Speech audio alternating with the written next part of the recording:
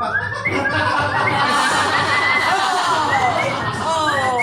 Dave. Oh, I'm sorry. Was that a wrong flex? Oh. All right, so we're going to slow it down just a moment and take a moment to acknowledge our next comic that's going to come to the stage.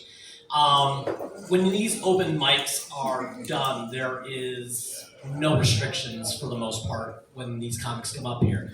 You can be clean, you can be dirty, you can do whatever.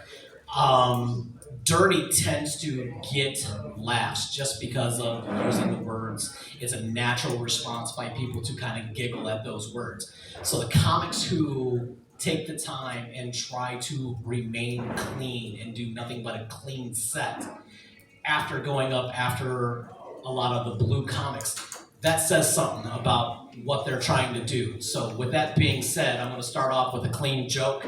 You know, I'm not sure how anybody takes the Amish seriously. They're always horsing around. All right, so let's bring up our next comic. Give a warm welcome to Rick.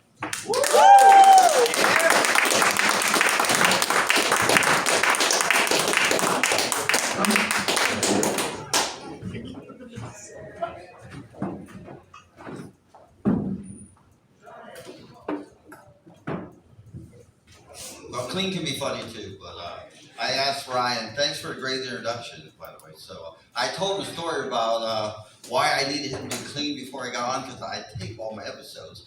And I have a 15-year-old grandson that wants to watch all my sets and everything. So, and he's a Browns fan. Any Browns fans here? Yeah! I'm the oldest comic here. I'm probably the oldest Browns fan there was. I actually saw them win the '64 championship on TV. Gary Collins that day said he was going to catch 3 touchdown passes and they would win the game. If somebody said that before the game today, imagine what it would be like on social media and everything. But he called me in October and he said, look, you know, I'm coming up there for Christmas. I want to see the Browns live, so can we get tickets to the game? Well, it was December 24th. Turned out to be the coldest game ever. And the Browns lost in the last 20 seconds. They dropped 2 touchdown passes. And after the game, he thanked me for giving him the true Browns experience. A heartbreaking loss in the freezing cold.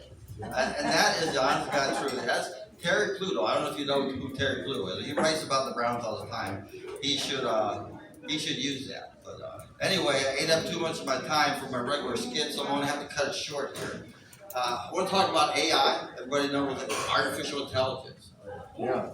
The great minds of today, we got Musk, Gates, Hawking, they all think it's going to be the end of mankind. But as smart as they are, I don't think they're right. Because when you really think about it, we're not very smart. We've made a mess of the world. So we're not smart enough. So since we are not smart, they're going to wind up to be just like us. And what I mean by that is the robots are going to want to get high. Yeah, they really do.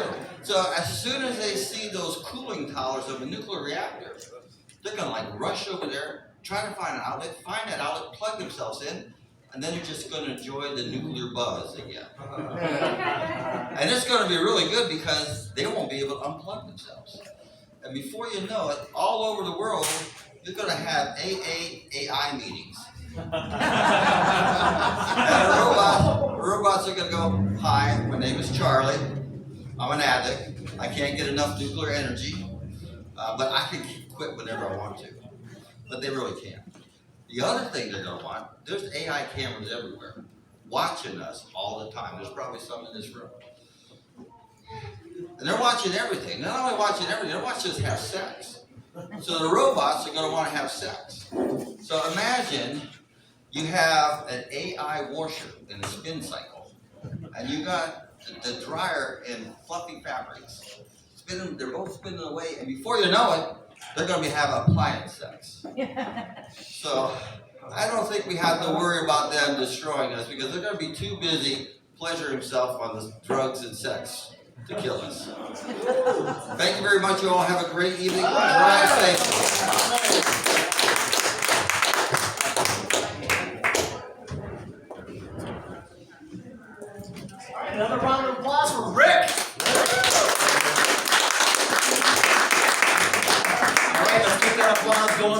next comic, James Dolbra. Thank you, Guru. Appreciate you. Hold on. So I got here, asked the waitress what kind of energy drinks they got. And she's like, well, we got Red Bulls and we got our Fruity Rockstar. I did not know Freddie Mercury had his own drink now. Crazy. Yeah, so I went out with a couple friends this past weekend. Went to Taqueria, the Mexican restaurant. Couple friends there, and so they got their 4-year-old Victoria there, and cute little girl eating her quesadilla. I'm talking to buddy Shane. Talking about we played basketball.